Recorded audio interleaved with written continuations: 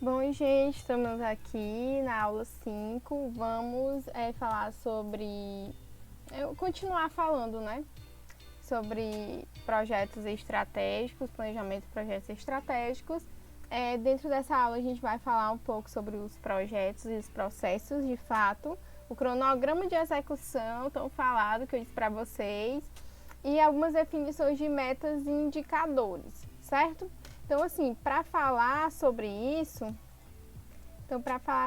a gente vai falar sobre algumas ferramentas que eu disse para vocês, né? Primeiro de tudo, vamos relembrar um pouco dentro dos processos que a gente vai precisar de utilizar ferramentas, né? A gente tem essa aqui, a ferramenta do 5W2H, né? Que ela está relacionada ao processo em si. Então, assim, 5W porque vai perguntar o what, que será feito, o why, por que será feito, o where, onde será feito, o when, quando será feito, e who, por quem será feito. Os dois H vão vir de how, como será feito, ou how much, quanto vai custar. Então, como vocês podem ver, é uma sigla em inglês que vai direcionar justamente essa questão de o ciclo do planejamento, certo? Então, assim, não tem muito o que explicar, porque quando eu me pergunto o que será feito, está alinhado ao objetivo que eu falei para vocês. Por que será feito, está alinhado à missão da organização, né? É a missão maior que gera toda a organização. Onde será feito e está relacionado ao ambiente, ou ao departamento, ou à situação em si que ele vai ser utilizado, né? Quando será feito em relação ao cronograma, que nós vamos já ver, né? O prazo que isso será e que isso terá. Por quem será feito, está alinhado a alocar as pessoas, que nós também falamos já no vídeo passado, colocar as pessoas, direcionar as pessoas para dentro daquele planejamento, né? Dentro do como será feito, é a metodologia do processo, né? Como que eu vou fazer isso, se eu tenho uma tarefa X, como eu vou executar ela, qual ferramenta eu vou utilizar, será por um sistema de informação ou não será, como é que eu vou aplicar isso na prática. E o how much, quanto vai custar, que é justamente em relação à questão financeira, como que tudo isso vai ser viabilizado, né? Se não através de esforços, parcerias, né? Quanto vai custar também em relação a uma permuta, por exemplo, não só em relação ao que é dinheiro mesmo, mas em relação ao que vai me custar, né? De valor em relação a isso.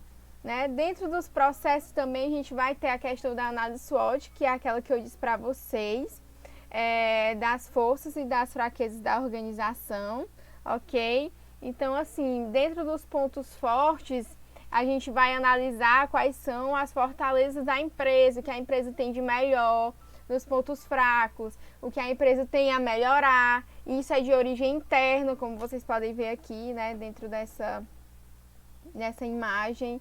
Isso vai ser principalmente de origem interna, certo?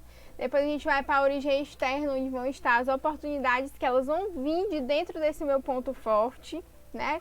E as ameaças que elas também podem vir diante dos meus pontos fracos ou não. Também podem vir dos ambientes externos, assim como as oportunidades. Mas lembrando que isso vai ter sempre uma inter-relação entre uma coisa e outra.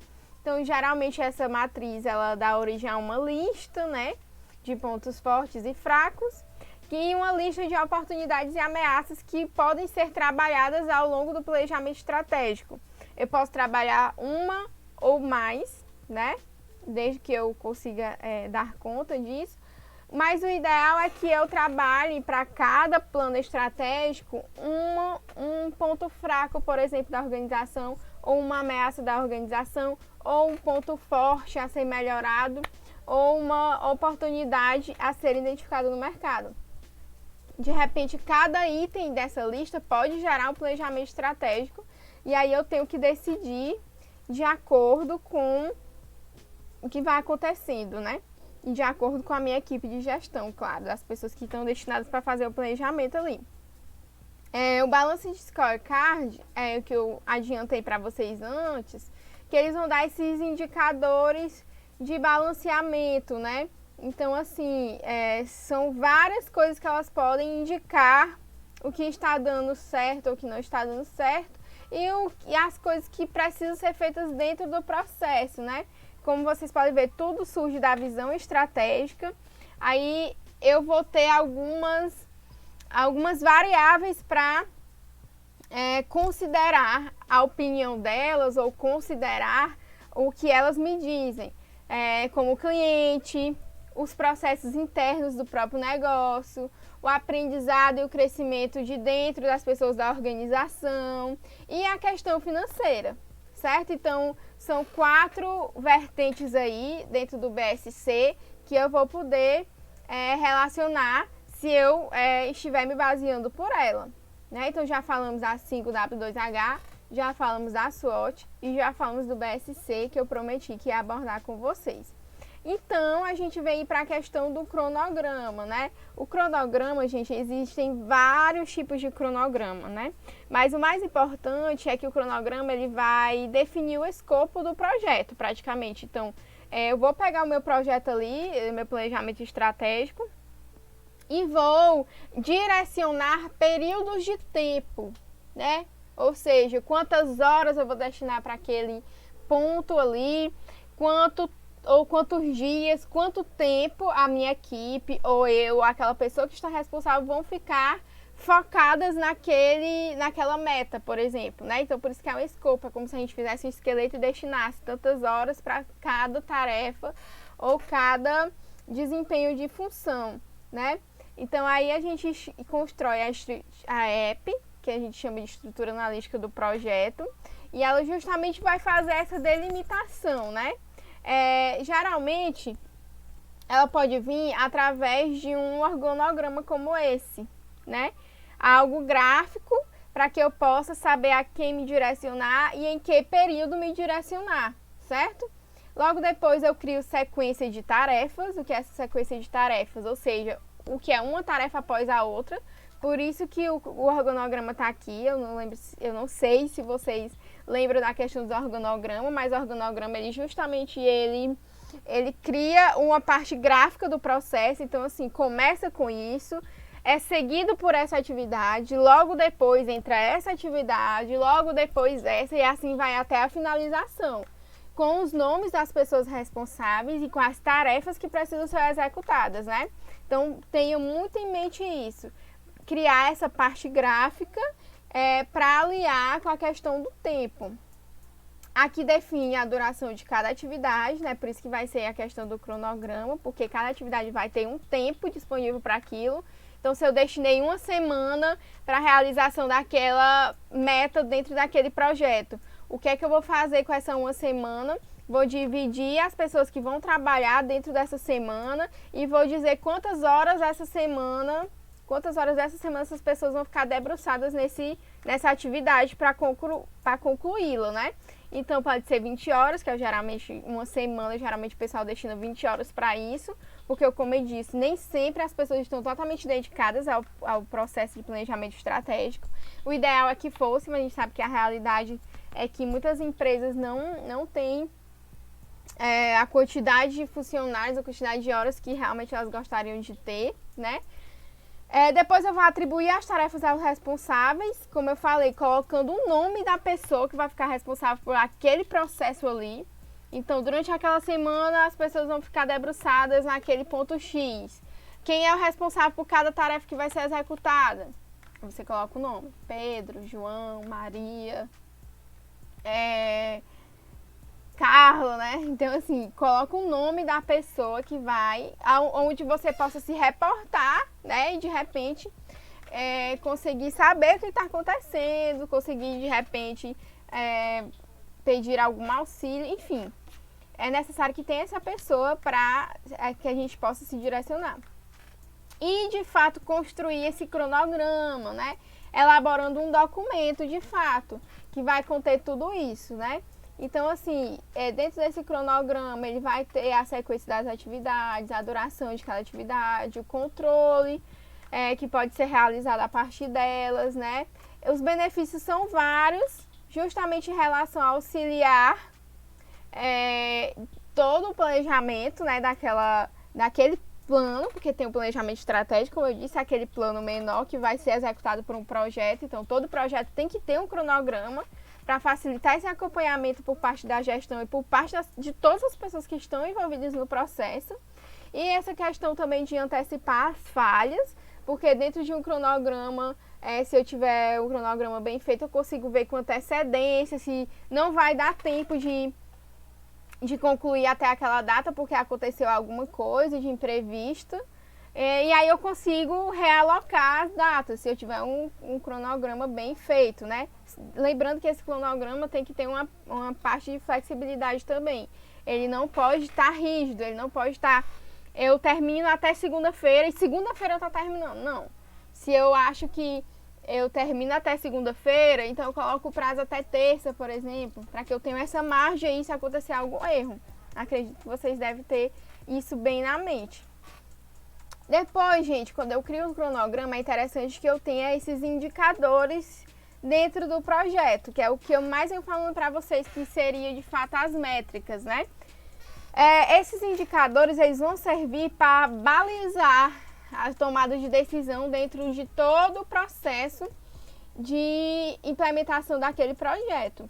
Então, assim, quais são os indicadores? Os indicadores podem ser vários. Aí eu vou dar alguns exemplos para vocês, esses aqui que eu achei bem bacana.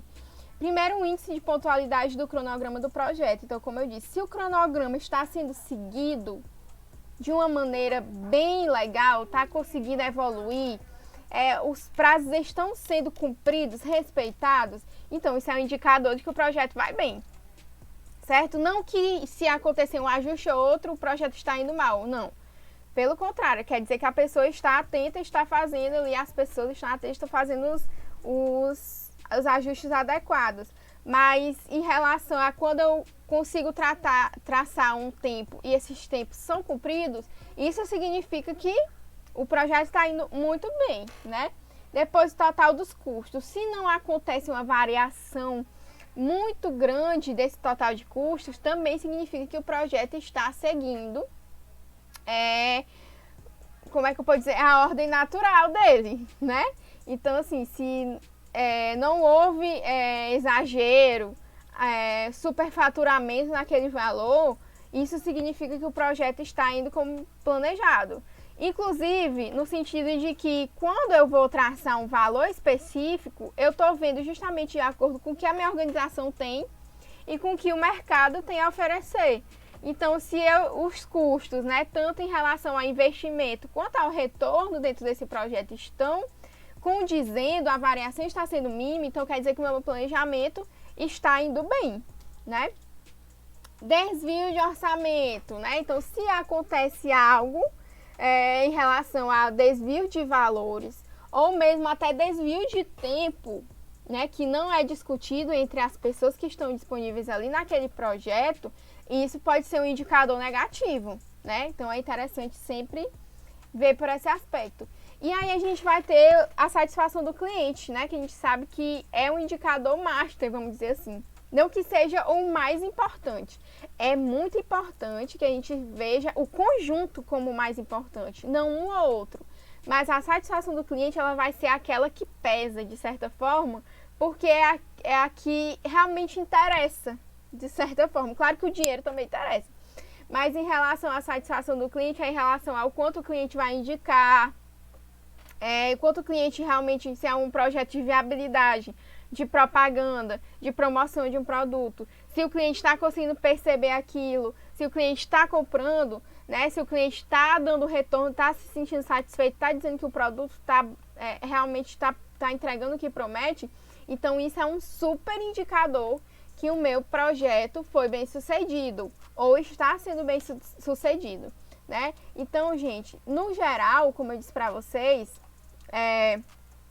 essa questão aí desses indicadores, do cronograma, vai ser muito importante para que a gente realmente possa direcionar todo o nosso processo de planejamento. Então, quando esses indicadores aí, esses exemplos que eu dei para vocês estiverem indo bem, significa que o projeto também está indo bem. Se estiver indo mal, significa que o projeto precisa de adequações urgentes, né? Então, assim, esses foram alguns exemplos, mas podem existir outros, né? Pode ter indicadores de setor, pode ter alguma coisa relacionada ao ambiente externo, né?